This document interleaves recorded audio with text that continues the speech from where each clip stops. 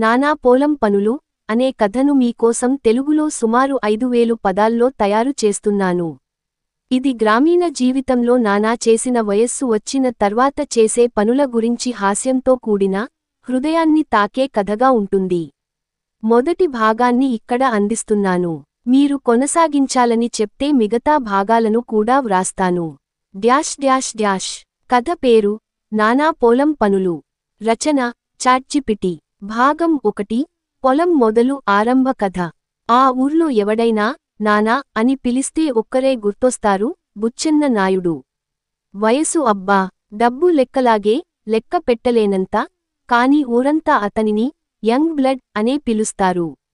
ఎందుకంటే వయసుతో పని లేదుగాని ఉత్సాహం మాత్రం పసిపిల్లాడి లాంటిది. నానా తండ్రి నుంచి మిగిలిన పాత పొలం దాదాపు 10 ఎకరాలు. కాని నానా దానికి బాహుబలి వ్యవసాయ భూమి అని పేరు పెట్టాడు. అందుకే వాడికి పొలాల పాలిట పటాస్ అనే పేరు కూడా వచ్చింది. కాని నానా చేసే పనులు మాత్రం ఓ వెలుగు. ఒక్క ఉదయాన్నే 4 గంటలకు లేచి, గడ్డిని బావిలో పడేసి, తన మొబైల్లో ఊరంతా లేచెయ్యిరా అనే రింగ్టోన్తో ఊరికి అలారం పెట్టిన వాడే మన నానా. ఆ రోజు పొలం చూసేందుకు నేను నానాని వెంట నడిచిపోయాను. అబ్బా నానా, ఈ పొలం అంతా మీదేనా అని అడిగాను. ఏం బాబూ, ఈ గడ్డిమెట్ట కూడా మీసోకే. మన మూతి గాలి తీసిన చోటంతా నాయనా నేనేద్దురా అన్నాడు నానా తన స్టైల్లో. అక్కడినుంచి మొదలయింది అసలైన కథ. భాగం 2. నానా విత్తనాల యుద్ధం. విత్తనాల కొనుగోలు అనగానే ఊరి అగ్రి మార్కెట్కు వెళ్లారు. అక్కడ వందల రకాల విత్తనాల మేళా. కాని నానా ఓ వింత నిర్ణయం తీసుకున్నాడు. మొక్కజొన్న, కూరగాయలు, పూలు అన్నిటినీ కలిపి ఒకే ఎకరంలో వేశాడు. నానా, ఇది ఎలా పని చేస్తుంది అని అడిగితే, ఇది నా ఎక్స్పెరిమెంటల్ అగ్రికల్చర్ బాబూ. ఒకేచోట అన్నీ ఉంటే, ఒకటి పోయినా ఇంకొకటి లాభం తెస్తుంది. ఇది మల్టీటాస్కింగ్ అన్నాడు. పక్కవాళ్లు నవ్వినా, నానా మాత్రం గంభీరంగా వ్యవసాయం చేస్తూనే ఉన్నాడు. పొలం మధ్యలో ఓ రేడియో పెట్టి, బాలసుబ్రహ్మణ్యం గారి పాటలు వేశాడు.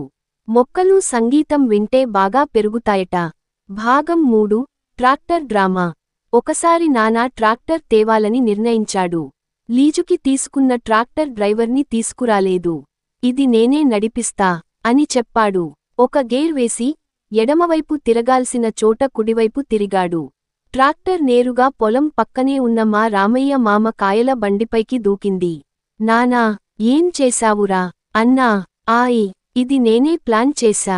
కొత్త ఫెర్టిలైజర్ టెస్ట్ చేస్తున్నా అన్నాడు. కాని మామ కాయల పన్నులే గాల్లోకి పోయాయి. భాగం 4. పంట తలుపులు, పల్లె ఉత్సవాలు. నానా పంటలు పండినప్పుడు ఊరంతా చూసేందుకు వచ్చేది. మొక్కజొన్న పక్కన గుమ్మడి, ఆ పక్కన గులాబీలు. ఒక్కో మొక్క ఒక్కో మోడల్. ఆ సంవత్సరం పల్లె ఉత్సవాల్లో క్రియేటివ్ ఫార్మర్ అవార్డు నానా దక్కించుకున్నాడు. పోటీలో నానా ఇచ్చిన స్పీచ్ ఇంకా మర్చిపోలేను.